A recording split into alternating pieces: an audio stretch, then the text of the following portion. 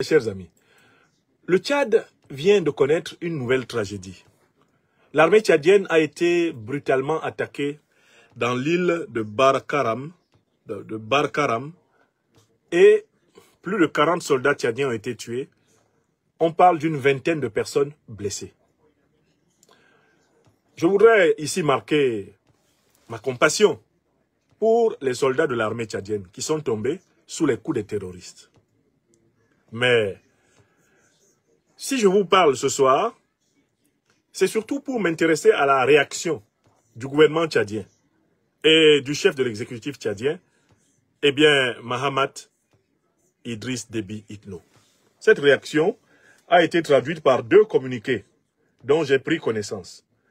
Deux communiqués qui m'inquiètent. D'abord, le communiqué de presse de la présidence de la République, cabinet civil, direction générale de la communication. Il est signé par la directrice générale adjointe de la communication, une certaine madame Halim Assadia Ali. Le communiqué dit: la présidence de la République informe l'opinion nationale et internationale qu'une base des forces de défense et de sécurité a été attaquée par des assaillants hier nuit, dimanche 27 octobre 2024, à Barkaram, une île située à l'ouest de Ngouboua, dans le département de Kaya, province du Lac. Cette attaque a tragiquement fait une quarantaine de morts parmi nos soldats. Alerté de la situation, le président de la République, chef de l'État et chef suprême des armées, Mahamat Idriss Déby Itno, s'est rendu sur le site tôt ce matin. Il a pu constater la situation sur le terrain, rendre hommage aux soldats disparus, exprimer sa compassion envers les blessés et remonter le moral de ses frères d'armes.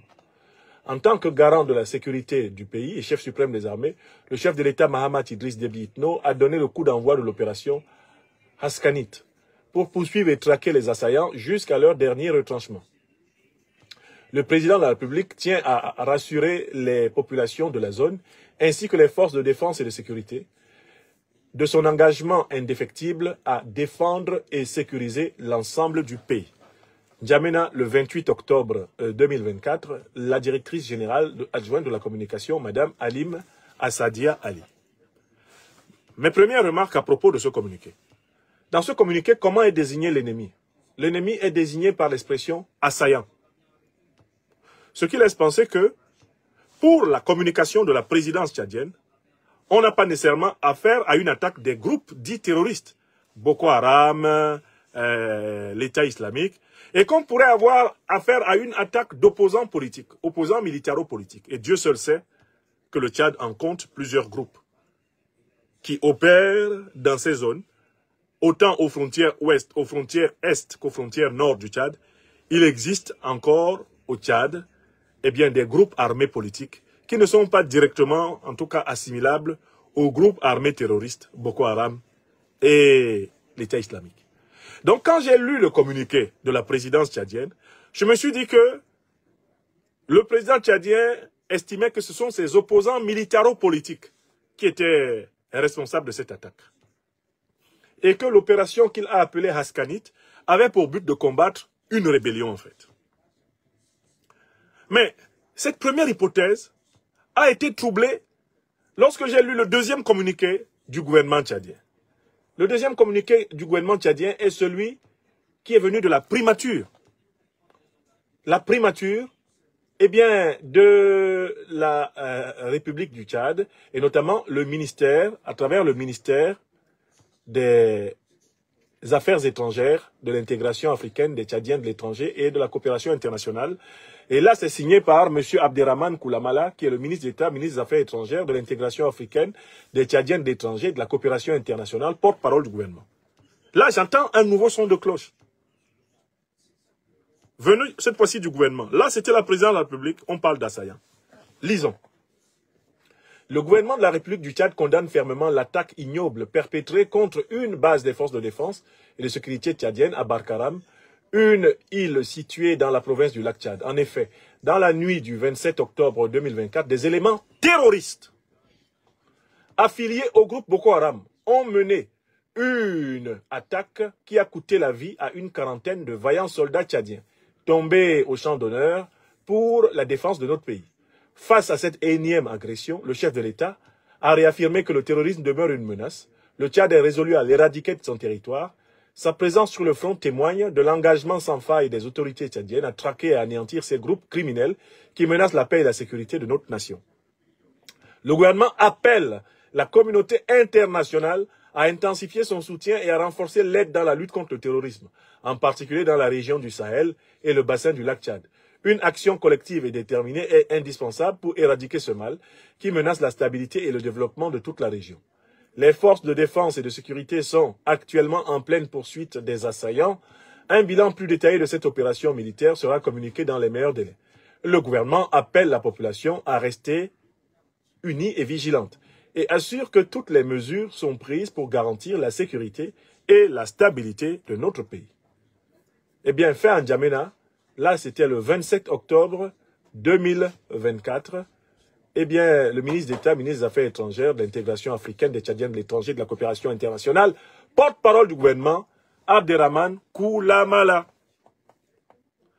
Le communiqué de M. Koulamala date du 27 octobre. Alors que le communiqué de la présidence tchadienne date du 28 octobre. Le 27 octobre, le gouvernement tchadien parle de groupes terroristes et cite clairement la nébuleuse Boko Haram. Mais le 28 octobre, la présidence tchadienne, elle parle des assaillants. Étant donné que la prise de position de la communication de la présidence vient après celle du gouvernement, on peut considérer que la communication de la présidence est un rectificatif de celle du gouvernement.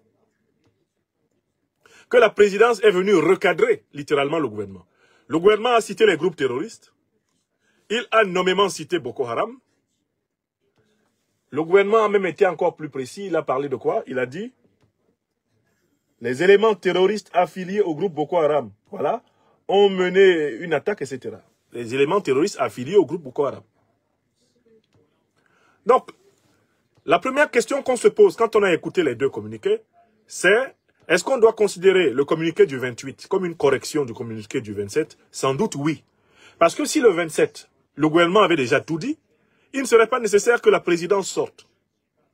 Par conséquent, tout se passe comme si la présidence tchadienne tenait à rappeler que les assaillants ne sont pas nécessairement des membres de Boko Haram et qu'il peut s'agir d'une opposition politico-militaire. Alors que la position exprimée par le gouvernement tchadien, quant à elle, elle renvoie au fait que, très clairement, on a affaire au traditionnel groupe terroriste qui ensanglante toute la région. Ça, c'est la première remarque. La deuxième remarque, c'est que, alors que le gouvernement appelle la communauté internationale à l'action, dans le communiqué de la présidence de la République tchadienne, la référence à la communauté internationale a disparu. Il y a certes une référence au monde international, mais c'est simplement à l'opinion internationale. Et donc, du coup, on a envie de poser la question suivante au gouvernement et à la présidence du Tchad. Dites-nous clairement, l'attaque est-elle le fait de l'opposition politico-militaire, comme le suggère le communiqué du gouvernement, de la présidence, le 28 octobre, ou l'attaque est-elle le fait des groupes armés terroristes, comme l'a dit clairement le communiqué du gouvernement le 27. Je voudrais donc souligner ici une cacophonie dans la communication du régime du président tchadien. Une cacophonie qui rend illisible l'information qu'il nous donne. Du coup, je vais analyser la situation dans l'une et l'autre hypothèse. Je prends l'hypothèse du 27 octobre, celle du ministre Koulamala, qui accuse les terroristes et qui accuse Boko Haram, et qui appelle la communauté internationale à aider le Tchad.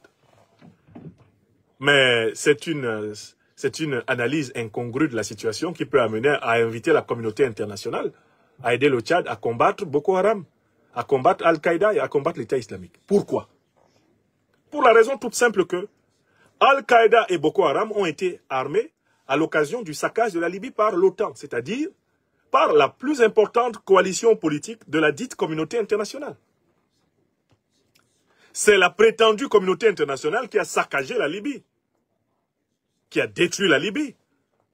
En détruisant la Libye, elle a agi en concert avec Al-Qaïda et l'État islamique, qui ont été abondamment armés au Moyen-Orient et en Libye, et puis qui ont donc envahi le Sahel, dont le Tchad.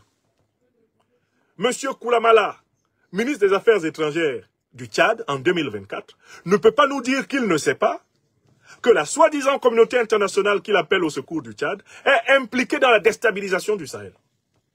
Ça, c'est le premier point. Deuxième point. Mais le Tchad est sous l'occupation militaire des armées de l'OTAN. Ceux qui ont détruit la Libye occupent actuellement militairement le Tchad.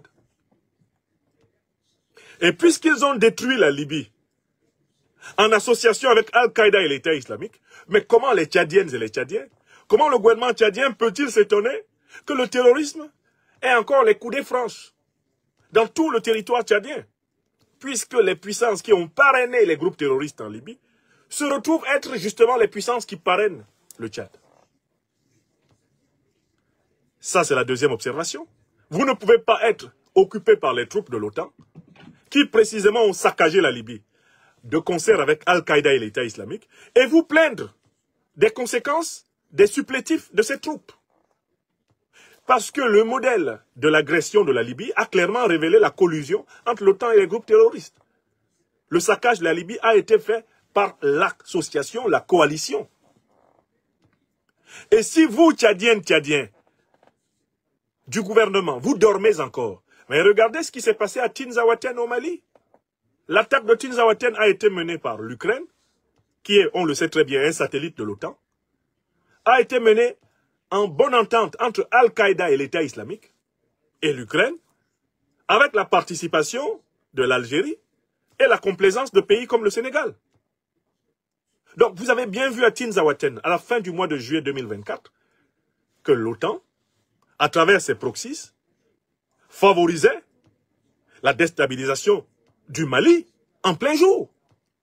Des officiels ukrainiens ayant revendiqué leur participation en bonne entente avec les groupes terroristes à l'attaque de Tinzaouaten. Qu'est-ce qu'il faut aux dirigeants tchadiens? Qu'est-ce qu'il faut à M. Koulamala pour arrêter de mentir à son peuple à propos de cette question du terrorisme?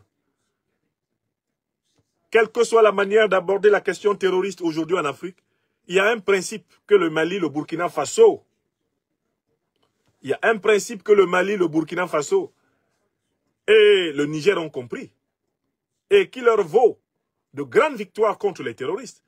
C'est qu'on ne peut pas combattre les terroristes en s'associant aux forces qui ont permis aux terroristes de s'installer en Afrique. Je recommence une deuxième fois. On ne peut pas combattre les terroristes en s'associant aux forces qui ont favorisé l'installation du terrorisme en Afrique.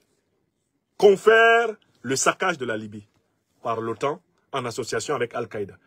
Et vous savez en plus pourquoi l'OTAN l'a fait. C'était pour empêcher que l'Afrique se libère de la suprématie du dollar, de l'euro et du franc CFA. Vous le savez, vous, dirigeants tchadiens. Vous, M. Koulamala, vous savez très bien. Feu le président Idriss Déby Itno l'a dit avant de mourir. Lors d'une conférence célèbre à Dakar, il a mis les deux pieds dans le plat et a accusé l'OTAN d'être coupable de la déstabilisation de tout le continent, y compris du Tchad. Et l'Afrique sait que la disparition du président Idriss Déby Itno est en partie due au fait qu'il avait commencé à être conquis par le langage de vérité, que sa conscience le torturait et qu'il s'était mis à dénoncer ses maîtres. Monsieur Déby, sortez un instant de votre tombe d'Amdjaras pour nous dire qui vous a manipulé pour que vous manipuliez le Tchad. C'est une illustration célèbre du franc-parler du président Déby. J'aurais souhaité moi-même, oui, en 2002, voilà, m'arrêter, comme j'avais promis en son temps, au second mandat. ouais, C'est-à-dire en 2006, il devrait céder, en fait, disons. Il y a 10 ans. Au suivant. La guerre a éclaté. Le mercenaire avait attaqué, il déménageait ici la ville. Le pays était en guerre. Vous comprenez? Mais en 2016, il... Attendez, s'il vous plaît. Et comme j'ai dit dans la politique africaine, Ouais. la France intervient souvent, Oui. et je le dis haut et fort, Oui. la France a intervenu, je dis bien, je n'ai pas demandé, je dis je ne le fais pas, Ouais. de changer la Constitution. Ah bon? Pour l'histoire, Voilà. je dis bien. Bongo n'est pas là. Écoutez ce qu'il disait Bongo père, avant de mourir. c'est à Paris. Voilà. J'ai refusé. Voilà. Et je n'ai pas fait la campagne. Très bien. Mais qui vous critique? C'est la France qui vous a poussé à continuer? C'est toujours la France qui fait, et c'est toujours la France qui critique, et c'est toujours la France qui est derrière. Ah bon? En 2016, la France n'était pas derrière votre Écoutez-moi candidat. d'abord, s'il vous plaît, Ce que vous voulez dire, c'est que c'est Paris qui vous a poussé à laissez-moi continuer? finir. Mais c'est pas Laissez-moi possible. finir. Laissez-le parler. Quand, comment on appelle, ils appellent le constitutionnaliste qui est venu. Il s'appelle Charles Debache. Charles Debache. Je ne connais même pas son nom. Expert en Moi, j'ai tripatouillage refusé, constitutionnel. j'ai dit, je ne change pas.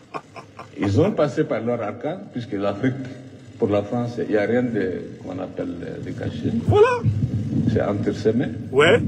passé par les uns et les autres. Voilà Ils ce ont qu'il changé. disait, le président Idriss Déby. C'est Donc, pas, ce que vous dites ce n'est pas Déby qui a changé la Constitution. Ce que vous dites clairement, c'est Voilà. que c'est Paris qui vous a forcé la main pour rester au pouvoir. J'ai dit que en tant que soldat, j'ai donné ma parole d'honneur en Oui. temps de quitter le pouvoir en 2006. Et pourquoi Il y a vous n'avez deux pas choses quitté?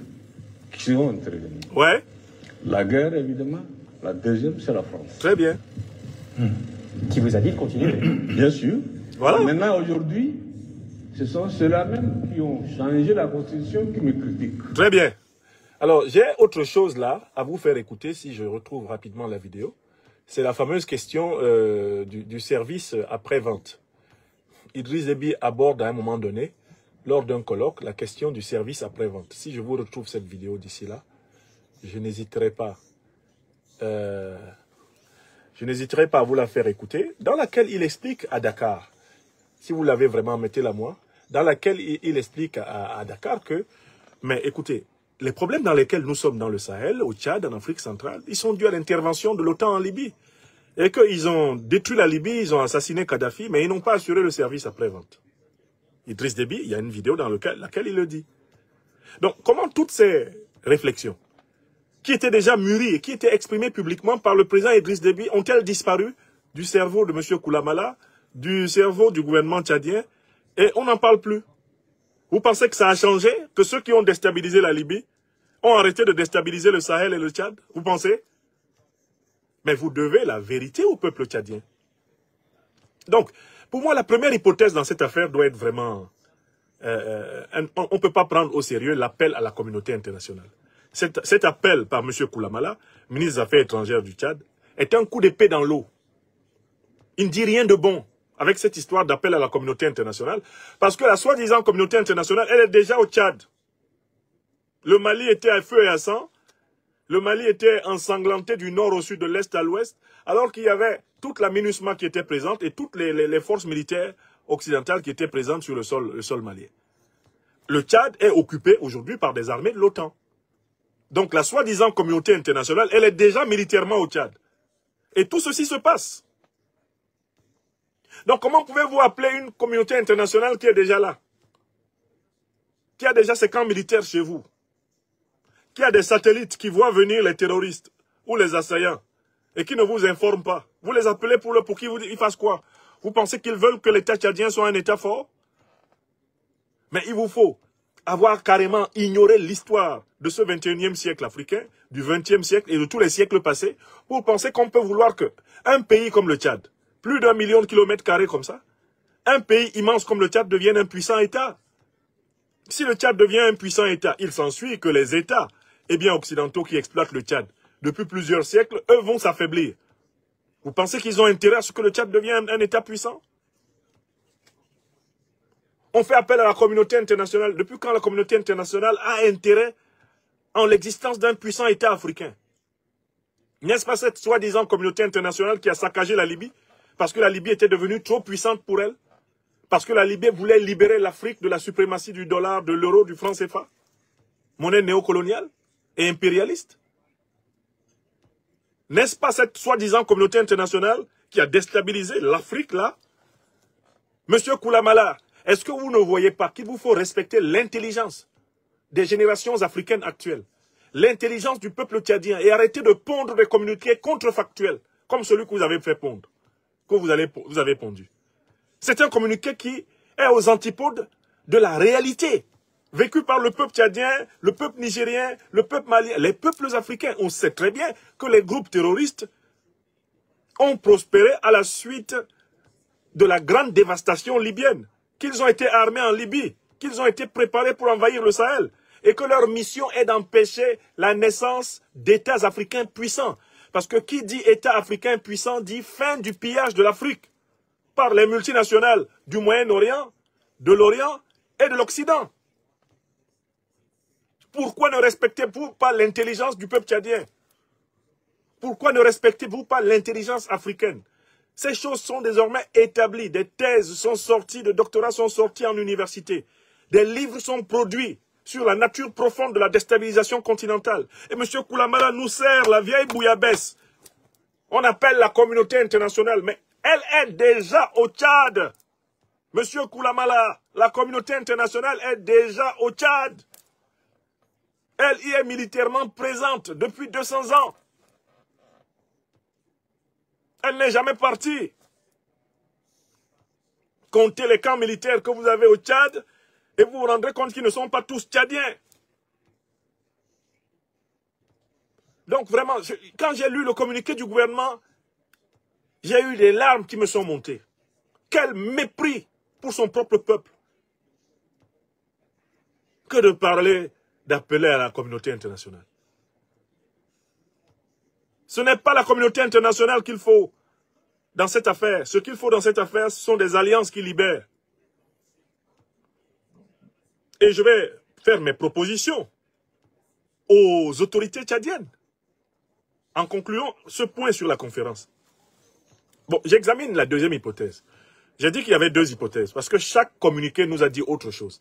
Le communiqué du gouvernement dit « sont les terroristes ». Mais si ce sont les terroristes, on ne peut pas les combattre en s'appuyant sur leurs parrains. Ce n'est pas possible. L'OTAN a parrainé les groupes terroristes pour attaquer la Libye, le Sahel et tout le reste. Et c'était fait exprès. On ne peut pas s'appuyer sur les puissances de l'OTAN pour combattre les terroristes, parce que les puissances de l'OTAN ont favorisé l'invasion terroriste de l'Afrique. Ça fait partie de leur plan pour imposer leur présence militaire. Donc, M. Koulamala et son gouvernement, c'est 0 sur 20. Communiquer 0 sur 20. Si on pouvait même mettre des notes en deçà de 0, on trouverait des notes en deçà de 0 pour ce communiqué qui a un navet insipide.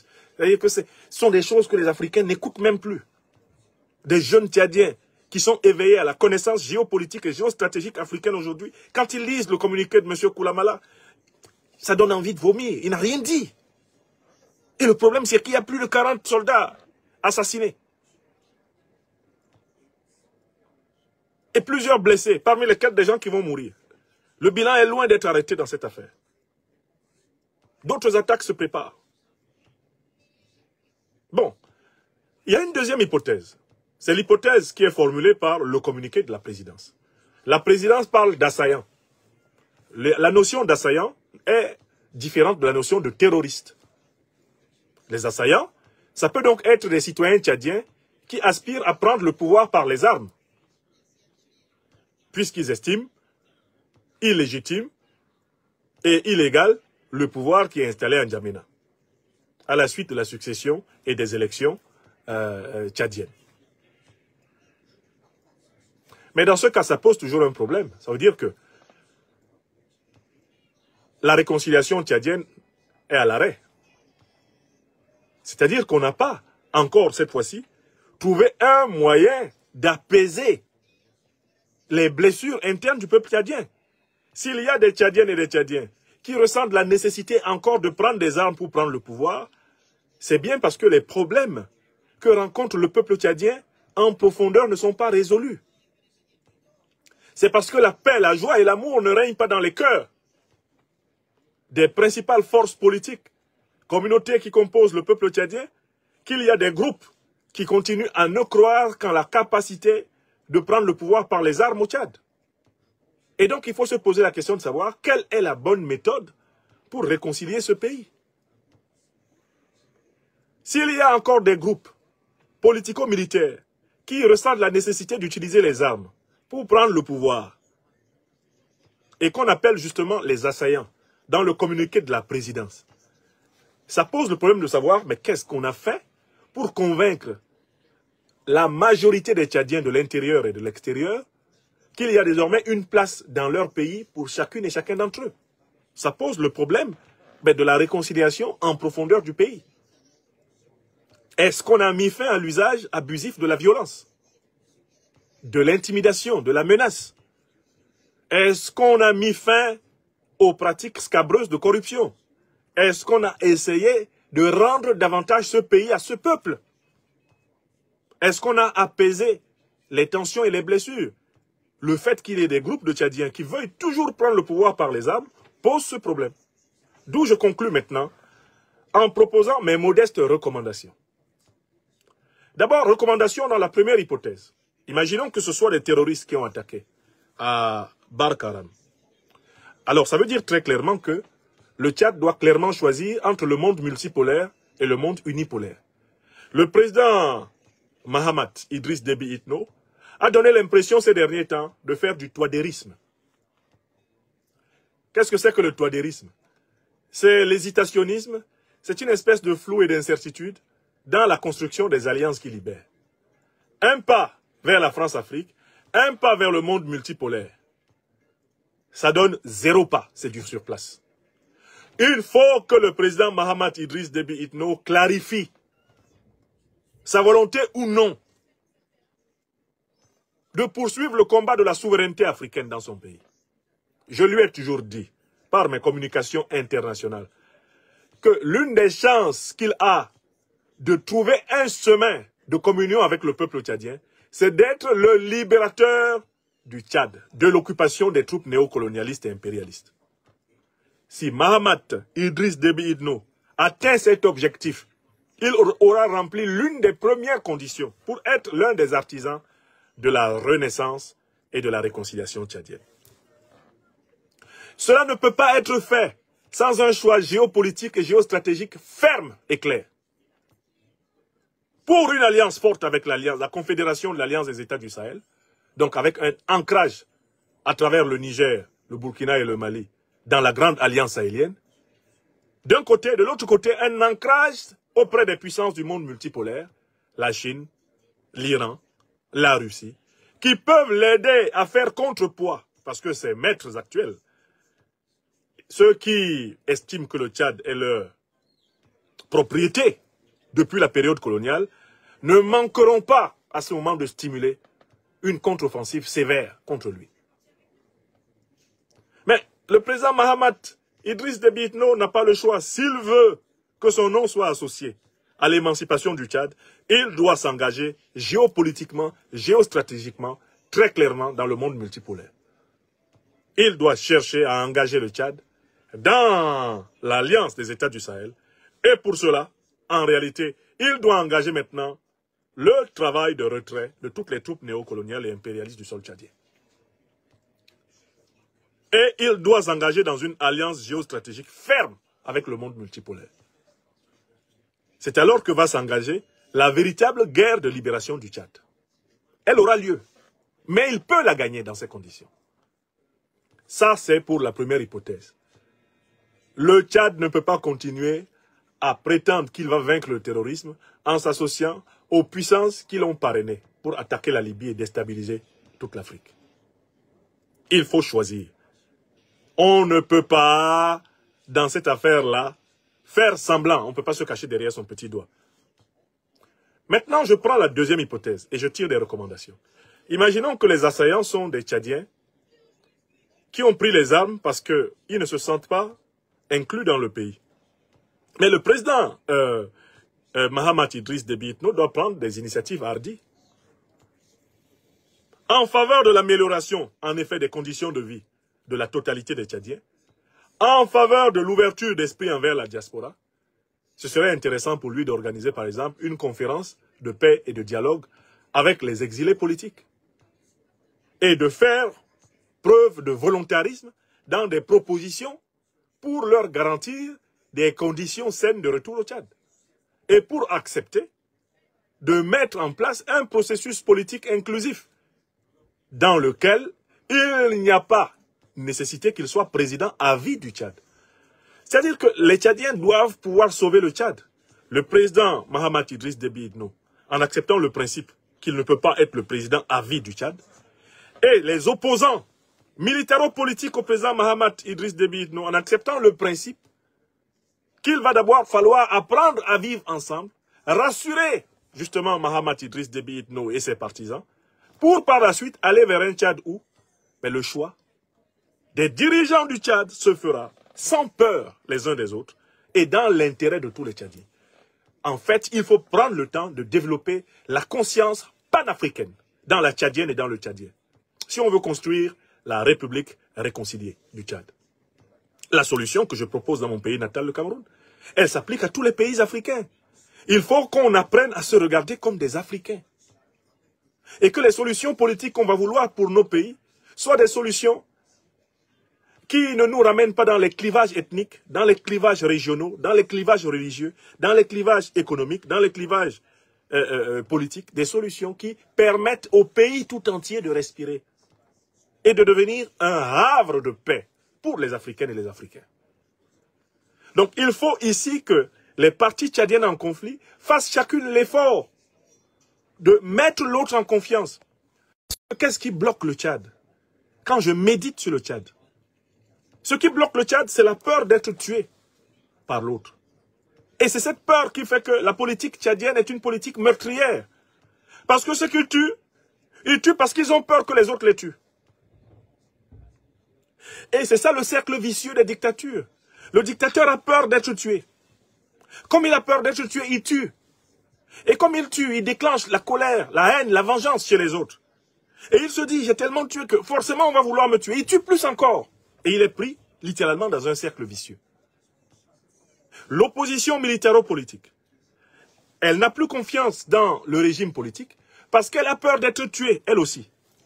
Précisément parce qu'elle a peur d'être tuée, elle mène des opérations militaires pour essayer de prendre le pouvoir par la force. Et parce qu'elle mène des opérations militaires pour essayer de prendre le pouvoir par la force, elle engendre la volonté de vengeance du pouvoir central.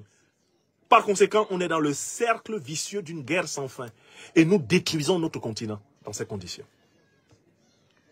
Quand je médite sur la question tchadienne, je découvre au cœur de chaque Tchadienne, de chaque Tchadien, cette peur légitime d'être tué par l'autre.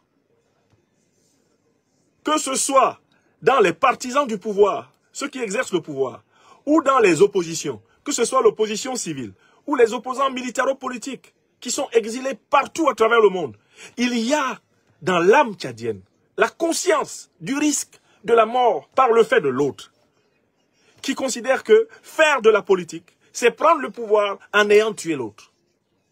Cette pensée empoisonne complètement la politique tchadienne. Comme empoisonne la politique tchadienne l'image épouvantable de notre frère bien-aimé Yaya Dilo Djeroumbéchi avec une balle logée dans le crâne, en plein Djamena, et le siège de son parti détruit. Quelle confiance veut-on générer au Tchad si celui qui n'est pas d'accord, c'est celui qui est mort? Comment pourra-t-on efficacement lutter contre le terrorisme dans des conditions où la peur règne sur toutes les colonnes? La peur règne sur toutes les colonnes. Comment peut-on lutter contre le terrorisme dans ces conditions? Excusez-moi mes chers amis, je place mieux un téléphone pour qu'il se charge parfaitement. Comment pourra-t-on en effet faire progresser la nation tchadienne si la peur règne sur toutes les colonnes? Ça c'est la grande question.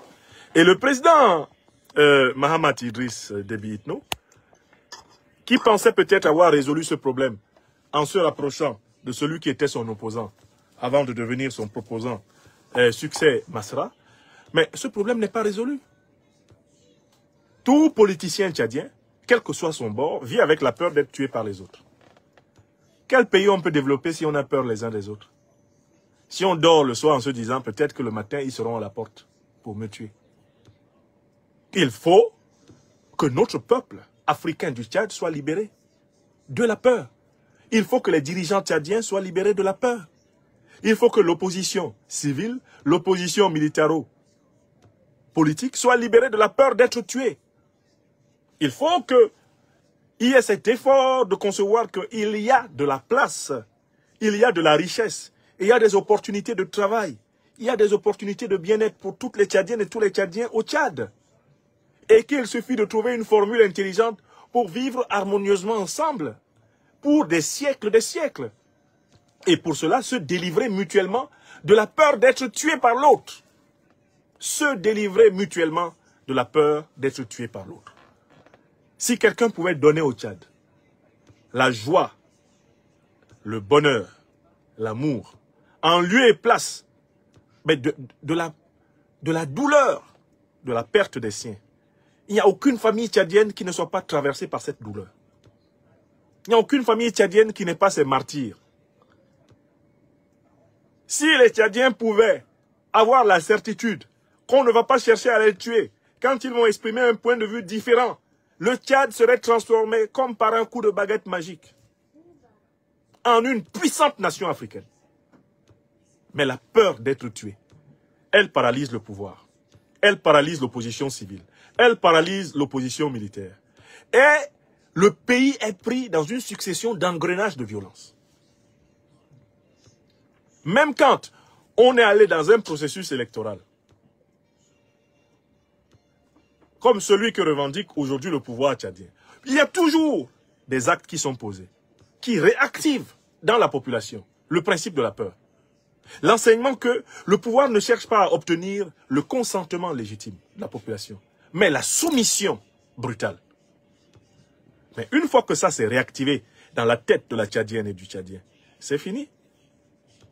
Le pays fonctionne du mieux qu'il peut fonctionner, chacun craignant que l'autre le tue. Les gens sortent le matin en craignant que les autres les tuent.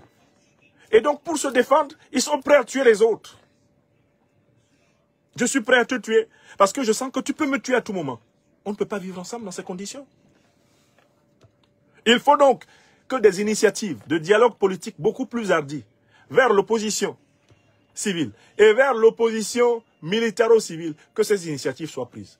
Mais elles ne peuvent pas être prises s'il n'y a pas une conscience panafricaine qui naît dans tous les groupes politiques et qui devient le principe du regard que l'on porte sur l'un sur l'autre, sudiste sur nordiste, gens de l'ouest sur gens de l'est, gens du centre sur gens du nord, qu'on se regarde en africain, un peu partout en Afrique, et qu'on voit les problèmes que nous avons et qu'on essaie de les résoudre. C'est ce que je souhaite pour le Tchad. Donc voilà mes recommandations. Mais je voudrais vraiment dire au ministre des Affaires étrangères, Koulamala, d'arrêter ces communiqués-là. D'arrêter ces appels impuissants, creux, vides, vagues à la communauté internationale. Une notion d'ailleurs farfelue, la notion de communauté internationale. Ça ne correspond à rien. La communauté internationale n'existe pas. C'est une fiction. Dans le terrain international règne précisément ce que le philosophe Thomas Hobbes a appelé l'état de nature. C'est le rapport de force entre les puissances. C'est cela la communauté internationale. Et il n'y a donc pas ici une communauté internationale au sens d'un ensemble de nations du monde qui seraient a priori d'accord pour porter secours à tel ou tel peuple. Ça n'existe pas. Il existe des logiques de puissance. Et il faut assumer les logiques de puissance dans lesquelles on engage son pays. Le président Mahamat Idriss Déby Itno a la responsabilité d'engager le Tchad dans une logique de puissance, de nature à rendre le peuple tchadien souverain. C'est la seule manière pour lui de rattraper tout le passif lourd et négatif dont il est porteur, puisqu'il est aussi l'héritier du bilan de son père. S'il ne réussit pas cette bascule géopolitique et géostratégique, mais son régime va connaître une fin similaire à celle du régime de son père. Et il n'aura servi à rien qu'il soit président du Tchad. Son père commençait à sentir, dans les dernières années de sa vie, que la mission essentielle qu'il aurait dû accomplir pour le Tchad n'était pas accomplie. Et je suis convaincu, rétrospectivement aujourd'hui, qu'il a disparu pour avoir pris de façon un peu crue conscience de tout cela. Parce que la liberté de ton qu'avait le président Idriss Déby Itno, quelque temps avant sa mort, elle était considérée, même par ses adversaires au Tchad, même par ses ennemis, elle était considérée comme risquée. Mais en fait, il avait gros sur la conscience. Parce qu'il avait sacrifié les plus jeunes années de sa vie à brimer, à mater son peuple pour des intérêts étrangers à son peuple. Et il voyait l'état dans lequel lui-même s'était rendu. Je me souviendrai toujours de cette vidéo dans laquelle il dit, Idriss Déby Itno, père, il dit, je ne suis pas un homme heureux. Le président Mahamat, le fils de son père, doit se demander si lui, il sera un homme heureux. S'il arrive à l'âge de son père, est-ce qu'il sera un homme heureux? Le maréchal a dit qu'il n'était pas un homme heureux. Vous voulez gouverner le Tchad, mais vous ne voulez pas être un homme heureux? Alors que l'ambition ultime de votre père eût été d'être enfin heureux en gouvernant le Tchad. Alors, il n'y aura pas de bonheur à gouverner le Tchad. Il n'y aura aucun mérite à gouverner le Tchad si le Tchad n'est pas libéré de l'occupation militaire. Néocolonialiste et impérialiste. 1. Si les filles et les fils du Tchad ne sont pas réconciliés par l'extirpation de la peur d'être tués. Car en fait, la haute criminalité politique au Tchad est nourrie par la peur d'être tué. On tue parce qu'on craint d'être tué. Et justement parce qu'on tue, on donne des raisons aux autres de vouloir nous tuer. Ce qui crée un cercle vicieux. Ce cercle doit être brisé par une véritable volonté d'être des Africains libres, souverains et prospères ensemble en Afrique. Et pour cela, il faut renoncer au mythe de la confiscation à vie du pouvoir d'État. Il faut commencer à faire le deuil de ces notions. Le pouvoir d'État est fait pour moi, c'est toujours moi qui dois être le président, jusqu'à ma mort. Cette manière de penser, c'est elle qui a fait du président Idriss Déby un président malheureux. Du président Hissène Habré, finalement, un président malheureux. Du président Goukouni Weddey, un président... Tous ceux qui, de près ou de loin, ont cru qu'il suffisait de rester au pouvoir pour réaliser la finalité du politique. Ce sont des hommes qui, au final, auront desservi leur peuple. C'est vrai de mon Cameroun natal. M. Biya ne peut pas prétendre être un homme heureux au regard de tout ce qu'il a accumulé comme passif et de tout ce qu'il laisse sur ses prétendus héritiers politiques. Toutes les souffrances des Camerounais qui vont être réclamées à ses héritiers politiques sous forme de dette morale, dette sociale, dette économique, dette politique, dette spirituelle, dette anthropologique, dette vitale, selon la loi d'action-réaction. Voilà, mes chers amis, ce que je voulais vraiment faire observer ici. Donc, mon souhait est vraiment que les dirigeants tchadiens s'organisent pour assumer leurs devoirs géostratégiques et géopolitiques. La révolution sahélienne doit s'emparer du Tchad. Mon souhait est que la peur de la mort soit extirpée du cœur des Tchadiennes et des Tchadiens, de tous les bords, par l'acceptation mutuelle comme étant des Africaines, des Africains.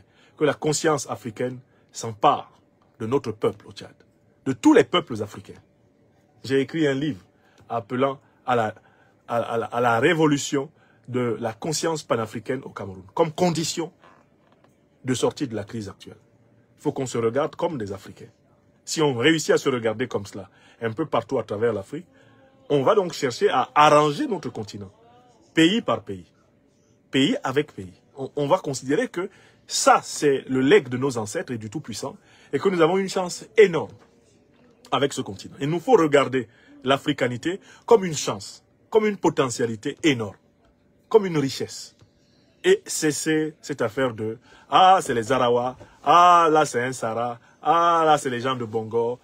Regardons-nous comme Africains. Renonçons à nous accaparer des richesses de la terre, parce que nous les perdons toutes lorsque le temps de notre vie charnelle est arrivé. Il faut essayer d'en faire l'usage le plus juste pour avoir justement une vie qui touche à cette chose-là qui manquait tant à Idriss Déby Itno père, le bonheur. Le bonheur, en fait, c'est ce qui vient lorsqu'on a accompli son devoir.